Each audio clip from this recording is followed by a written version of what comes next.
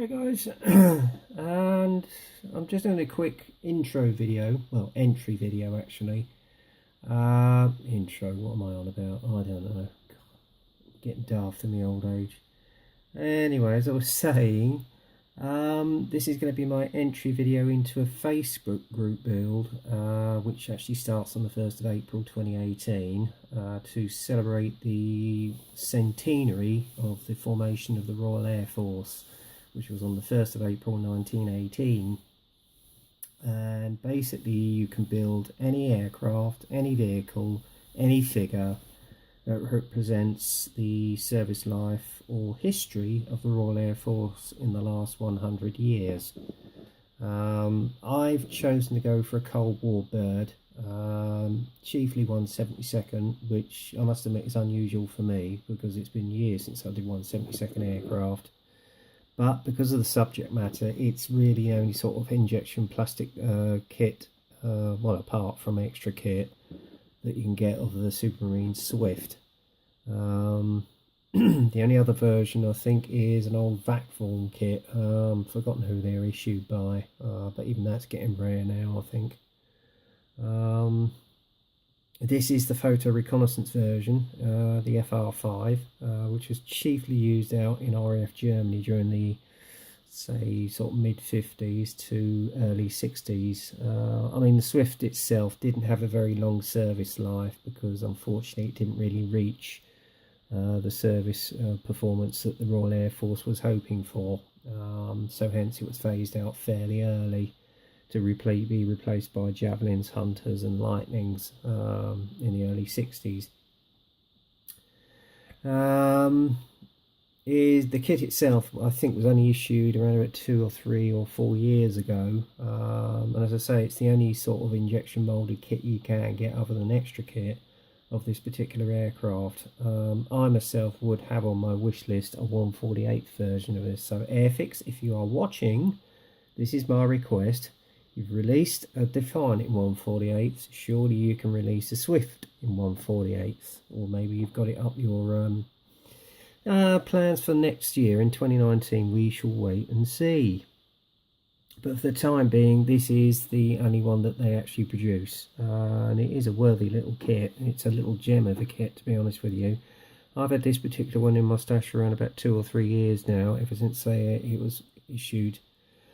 And been waiting for the right chance to come along to build it. And when I saw that they were doing an RAF group build on Facebook called RAF 100 inscale, which is actually hosted by a gentleman by the name of Mr. Tim Hedworth, I jumped on the wagon, jumped at the chance. So there you go. And I thought, well, this would be a quick, easy, simple build after I finished the Sea Harrier.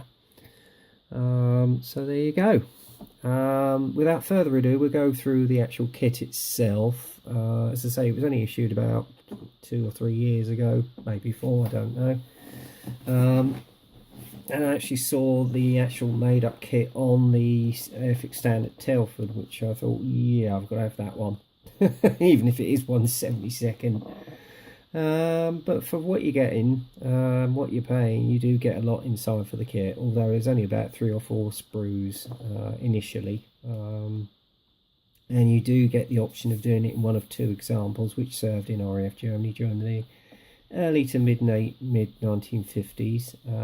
One from 11 Squadron and one from 79 Squadron, which is the one featured on the box art here.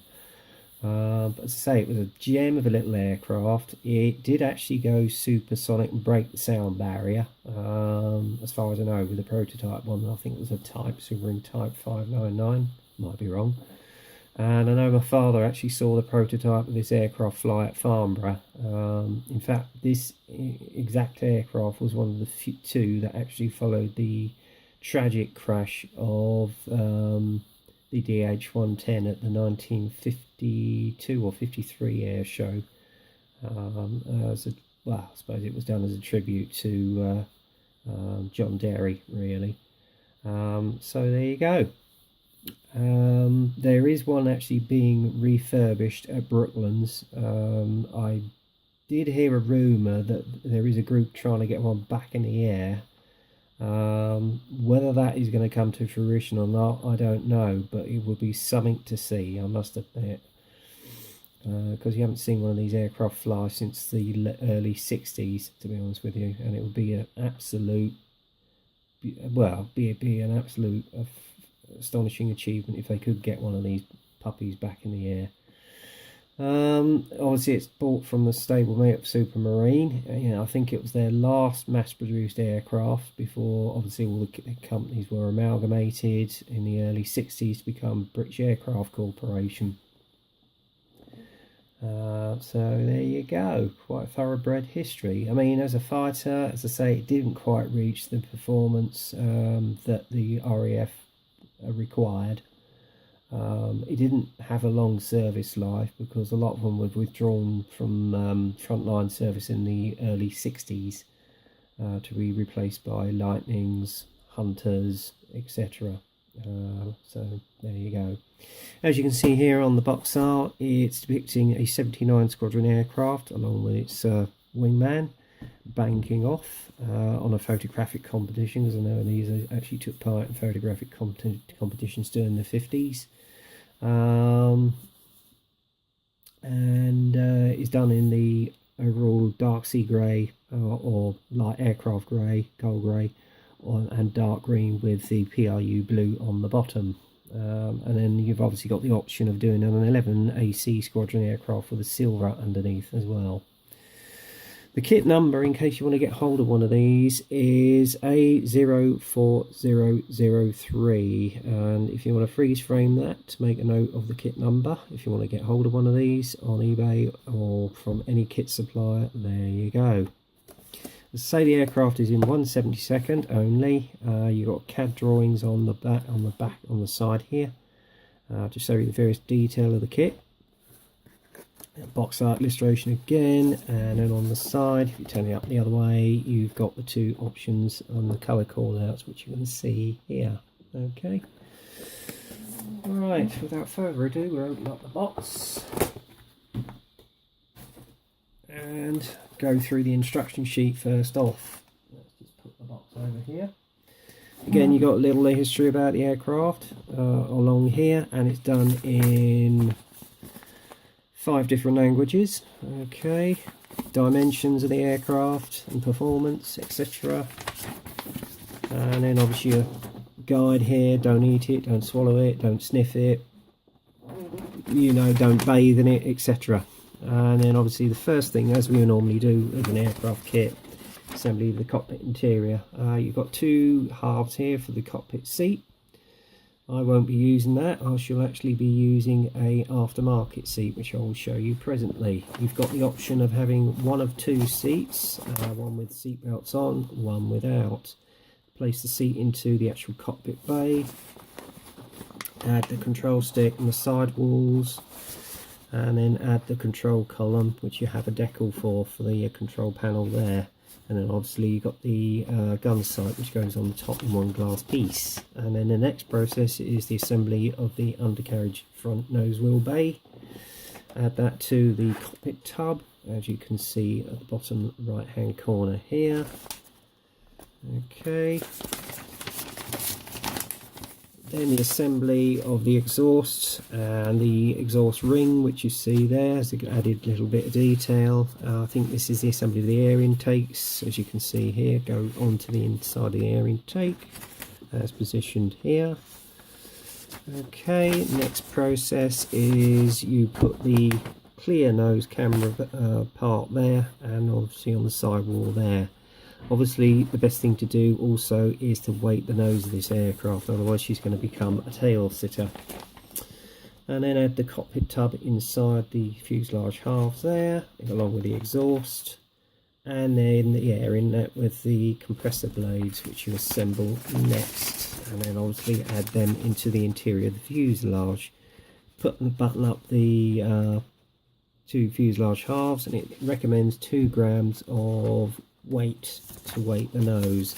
And then obviously you put the air inlets along with the compressor blade inside the fuselage.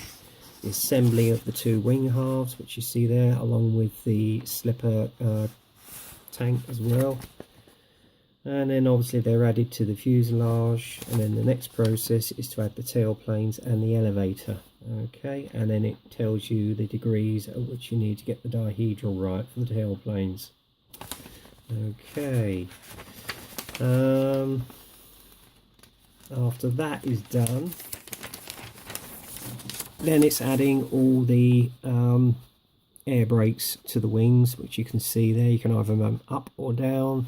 Nice little bit of detail, as you can see there. Okay, then add the elevators at the end of the wings, and you have the option of having the undercarriage up or down. Okay, as you can see here, and this is just the assembly of the main wing undercarriage bays, which you can see along with the elevator doors as well.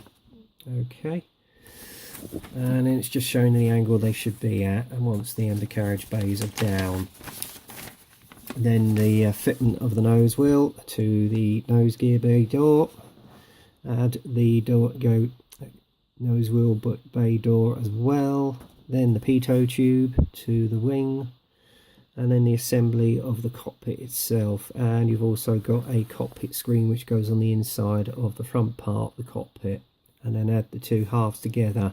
Now again, you can have the option of having the cockpit closed or open. I think I'm going to have mine open. And then it's the end of the construction process, and then the colour call outs. Obviously the first one is the one that's on the box art illustration, which is the Swift FR5, which was flown by Flight Lieutenant Nigel Walpole, 79 Squadron, RAF Germany, Gütersloh, Germany, April 1956. Okay, it's featuring the dark sea grey and dark green and PRU blue. Okay, and then obviously underneath, you've got on the next page, you've got the other colour option, which is of an aircraft from number 11 Auxiliary Squadron, Germany, based at Jever in 1956 as well. Unlike this one, it's got the same wraparound camouflage of dark green and dark sea grey, except the underneath is a silver colour. I think I'm actually going to go for the PRU View 79 Squadron colour machine, to be honest with you, because I think it's a little bit more colourful. And you've also got a sheet telling you the placement of where all the stencil data goes as well on this kit. So that is going to keep you busy, and if you haven't got any glasses, boy, your eyes are going to hurt. Especially of an aircraft in 1/72. Okay, now we come on to the crux of the kit itself, and that is the actual aircraft parts. Now, as I stipulated in the cockpit, I'm actually going to use a replacement seat, and I've managed to source myself a little aftermarket Paola resin seat, which has got a lot more detail on it, and to be honest with you, once it's painted and weathered up and dry brushed, if I can get it to focus, it will look excellent. I mean, you've even got the straps on it as well, so that should look superb, and I will be getting some other aftermarket for this kit as well, just to upgrade it a little bit more. So anyway, let's have a look at the kit parts. It comes in one bag in 1, 2, 3, 4 sprues plus the clear parts for the cockpit. First off, we'll have a look at one of the fuselage halves, which you can see here. Beautifully crisp detail panel lines on it, exquisitely made, and that will come up really nice with either a wash or a pin wash. And then obviously you've got the sidewall details that you can see there. Again, that's going to really look nice. Just paint it in the Styler's black and then just dry brush it over, and then bring out some of the points of the detail on the sidewalls. Very nice indeed. And obviously you've got the interior of the nose bay gear right there as well, and that's going to look superb with a nice dark wash as well. And even the detail on the actual seat itself, which you supply with the kit, isn't that bad actually. I have to say I'm quite impressed for an aircraft of this small scale. And then obviously you've got This is a bit of a disappointment. I mean, admittedly, it's for the closed version of the undercarriage, but admittedly, you're not going to see it. I am a little bit disappointed with the interior as well, because you've got injection mould marks along here, although you won't see them by the time this is buttoned up, so that's a bit of a bonus. And then obviously you've got the other fuselage half. Again, lovely crisp detail, especially on the panel lines. I don't get too close because this will go out of focus, but as you can see there, it's crisply moulded, beautiful detail. And even on the actual undercarriage wheels, I mean, the wheel hubs themselves are beautifully brought out. The detail there, as you can see, very faithfully reproduced. And even the tail planes, I mean, the panel line detail on them is exquisite. It really is, guys. And even the nose wheel, which you can see there, nice and crisply detailed. Very nice indeed. So yeah, I'm quite impressed on that score. And the wheels are also flat spotted as well, so it gives you the impression of weight on the aircraft. And third sprue, you've got part of the cockpit interior and interior wall here where the seat goes. Air brakes are there, nice little bit of detail on there as well, guys. And also on the bottom here in the interior of the wings where the actual air brakes are, beautifully reproduced, and even the interior in the wheel in the bay doors there, fantastic. And even the compressor blades, very, very impressive, I have to say. And with that panel line accent to me, a colour come up really nice. And then obviously you've got the option of the two seats, one with straps, which is nicely and faithfully reproduced. If I can get the damn thing to focus again, there you go. And one without, if you should so wish. And then obviously this is just the air inlets. Now this is a little bit of a disappointment because unfortunately you've got injection mould marks in there, so you'll have to fill them or sand them down, otherwise they will notice. Okay, and then the final sprue, obviously you got the underneath of the wing. Again, beautiful panel line detail on there, extremely crisp, hard. In fact, there's no flash on this kit whatsoever. I haven't actually seen any at all, so it's beautifully moulded. And even on the actual elevators here for the wings, nice and faithfully reproduced. There we go. And obviously you've got your undercarriage bay legs, as you can see there. Again, you can add a little bit of wire for the hydraulics. And obviously you've got the interior of the exhaust hub there as well. And this is your cockpit panel here, but as I say, you have to apply a decal to that as well.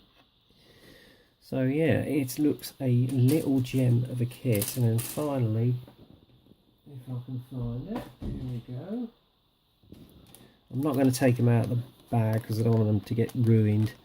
Is all your clear parts, including the front part of the windscreen, which you can see there, and that is as clear as a daisy.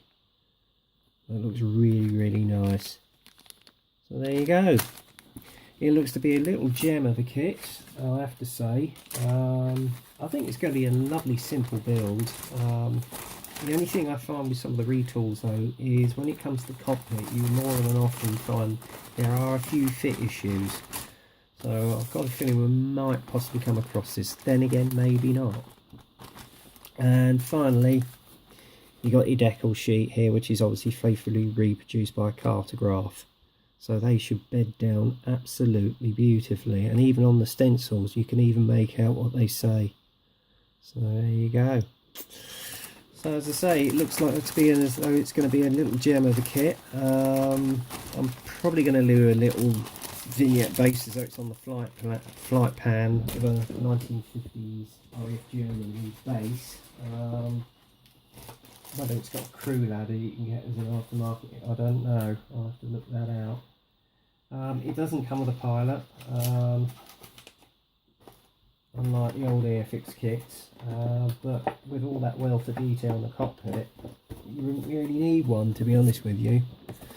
So as I say, this is going to be my entry into the RAF 100 in scale group build, and as I say, I think it starts on the 1st of April, which is the actual centenary of the Royal Air Force.